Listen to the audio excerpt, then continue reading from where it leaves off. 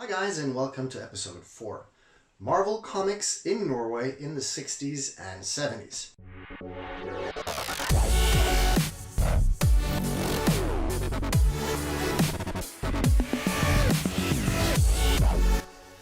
I'll be running through all the different comics that were printed here from Marvel Comics through the entire 60s and 70s. I did a lot of research, so I hope you enjoy it. In 1963, we had the first ever Marvel Comics printed here. And, well, it wasn't superheroes, it was Millie the Model, or Millie Modell, as she was called here. They published 10 issues from 1963 to 1965, and let me tell you, these are quite difficult to find, even in low grade. In 1964, Williams Forlag started to publish Star Western. This was a Western series, surprisingly enough, and they published a total number of 42 issues. They used stories from multiple publishers, amongst others Atlas Comics, later Marvel Comics. They took content from titles like Apache Kid, The Kid from Dodge City, Kid Slade Gunfighter, Western Trails, The Rawhide Kid, and Kid Called Outlaw. I only included the Atlas titles here, but there were several other publishers included in the run. Staying in 64, Williams started another Western series called Maverick, and the first 6 issues only featured Maverick from Dell. But as of issue 7, they threw in a couple of stories from Apache Kid and Kid Called Outlaw in a few issues here and there. The series did a total of 22 issues, and both Maverick and Star Western ended in 1965. This brings us to 1968, and Williams Forlag releases another series using Marvel Westerns, this time with a title called Ranch-serien. Again, they dipped into titles like The Rawhide Kid, Two Gun Kid, Kid Called Outlaw, and last but not least, Ghost Rider. In Ranch-serien 2, we find Ghost Rider 1, although they didn't use the cover from that issue, unfortunately. Issues 3, 5, and 6, however, uses some nice covers from Ghost Rider 2, 7, and 6, in that order, respectively. Also in 1968, the series you've all been waiting for, Edderkoppen. They published 8 issues in 1968, and the issues follow the American issues to the T. However, they were printed in glorious black and white with wonderful typewriter lettering. Now, if you look closely on the cover of number 2, you'll see that for some reason they decided to use the splash screen from that issue instead of the original cover. This is the only issue of the first 8 of any of the series they did this, so I have no idea why, but maybe they liked that one better. Who knows? Also in 1968, we had Fantastiske Fire. Issues 1 through 8 were the same as in the States, and they were also black and white, as was all the 1968 superhero Marvels over here.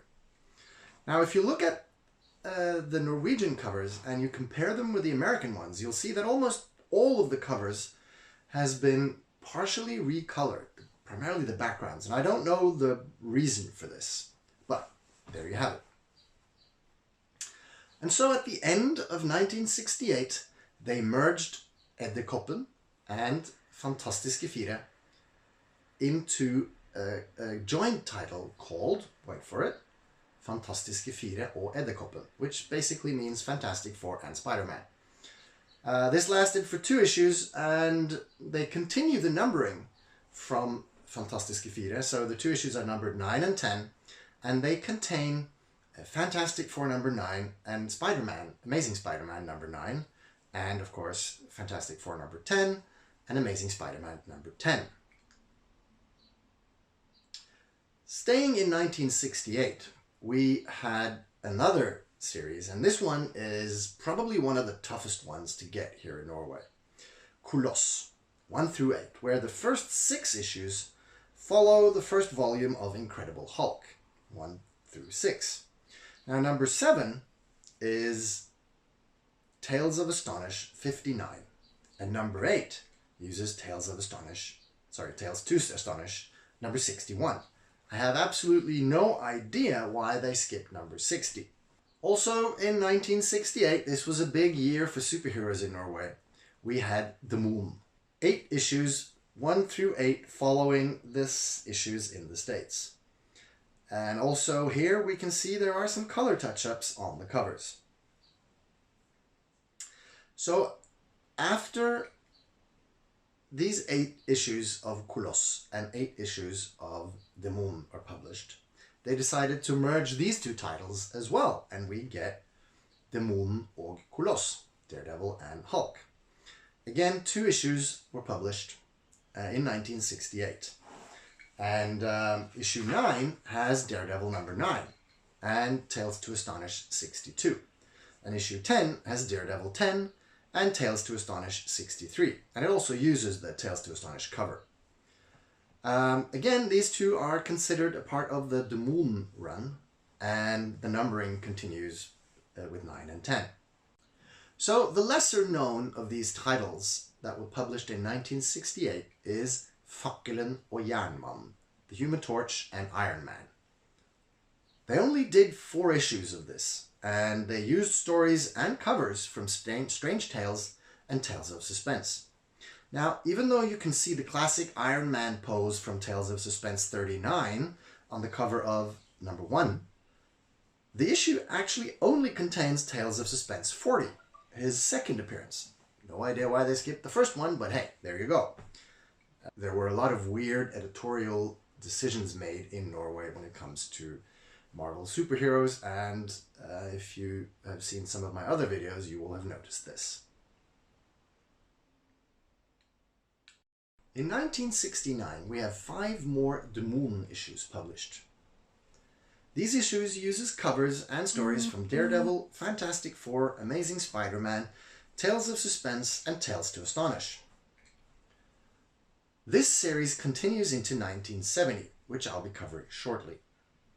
All the titles from Millie the Model through Fakkelen og Jernmannen were published by Stabenfeld, also known as C-bladene or Serieforlaget. Well, that's not true. Williams did all the westerns. But otherwise, it was all Stabenfeld from Stavanger.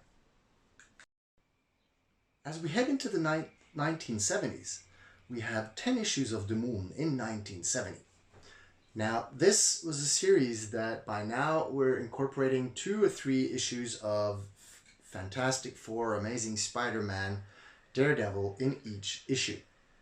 So at the end of 1970, this series is cancelled and we have no superhero comics from Marvel in Norway until 1978. However, in the meantime, Williams Forlag starts publishing Apeplaneten, or Planet of the Apes. They did 10 issues in 1975 and 1976, and these were printed on absolutely terrible paper quality, making them extremely difficult to find in high grade. But when you do, they are awesome. In 1977, Atlantic Forlag started a run of Tarzan that would run well into the 80s with a total of 210 issues. Now, they didn't do many Marvel issues, but in 1977 and 1978, we find hidden amongst all of these issues 7 comics that use the covers from Marvel and the stories from Marvel Comics' Tarzan 1977 run. Now, the rest of this series in Norway used DC and Dell. So, this brings us to the second dawn of Marvel Comics' superheroes published in Norway. The 1978 run of Edderkoppen ran for 81 issues all the way up to 1984. Now, I have a separate video that covers keys from this run. You can see a few of them on screen here, but if you haven't seen that one, find it on my channel and check it out. Also in 1978, Atlantic Forlag publishes Atlantic-serien med Fantastiske Fire. This was a new run with Fantastic Four, and issue number 1 reprints Fantastic Four number 1 and Daredevil number 1, but uses a brand new cover. Issue number 2 reprints Fantastic Four number 2 as well as Daredevil number 2. Another series in 1978 was Atlantic Special. A total of 11 issues published from 1978 to 1979. And only 6 of them contained Marvel Comics. And it was stories from Spider-Man, Fantastic Four and Hulk. Now, there were 4 of these issues that featured Tarzan and Korak, his son. They were not Marvel comics. And the last issue, wait for it, was Laurel and Hardy? Really? 1978 was a busy year for Atlantic, and they also did a 13-issue run of John Carter. They also published a Star Wars album. Albums were very popular in Europe. It's like a treasury edition, I suppose, in format. And it contained the first 6 issues of Shakin's classic Star Wars run. Also in 1978, Atlantic was not ready to rest on their laurels. So they brought out some Spider-Man pocketbooks and albums. They did 4 albums and 2 pocketbooks in 78 and 79. The pocketbooks primarily contained Peter Parker, the Spectacular Spider-Man issues. They did a Hulk album and a Hulk pocketbook, a John Carter album, and a Fantastic Four album. Hang on, let's rewind a little bit. One of these Spider-Man albums, this one, is in fact the first time the X-Men is found in print in Norway. Now, this is a Norwegian edition of Marvel Treasury edition number 18. And this contains a story from Marvel Team Up number 4, which is called Mark of the Mutants. Now, I always thought that the first appearance of any X-Men comics in Norway was in Atlantic Special, and it was X-Men number 101, Phoenix, as well as 103 and 104, I believe. Now, that's not true, and I learned something by doing this video, which I am very happy about. Now, the Hulk album from 1979 uses the cover from Giant-Sized Hulk number 1, but it has the content from the Incredible Hulk special number 1, where Hulk battles the Inhumans. Now, the original Steranko cover, not the Marie Severin redrawn quote-unquote teddy bear Hulk face from Hulk special number 1, was used later on issue number 10 of 1984 for Hulk, which incidentally is the first issue of Semik's run, which is another Norwegian publisher, from 1984. Now, that book does not contain the Hulk battles the Inhumans story. So this album is the first and only time this story has been on print in Norway. So both the Edderkoppen and Fantastic Four run runs into the 80s, and so does Hulk. And also the albums and pocketbooks are running into the 80s. We also get in the 80s Dracula, which are stories from Tomb of Dracula, and Khazar, as well as my favorites, the X-Men. But that's for another video at another time.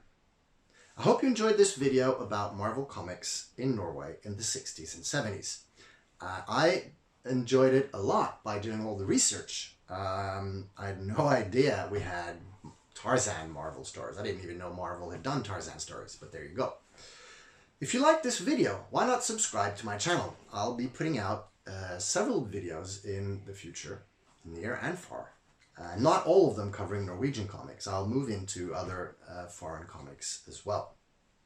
So if you have any questions, feel free to send me a comment on this video and I will do my absolute best to reply.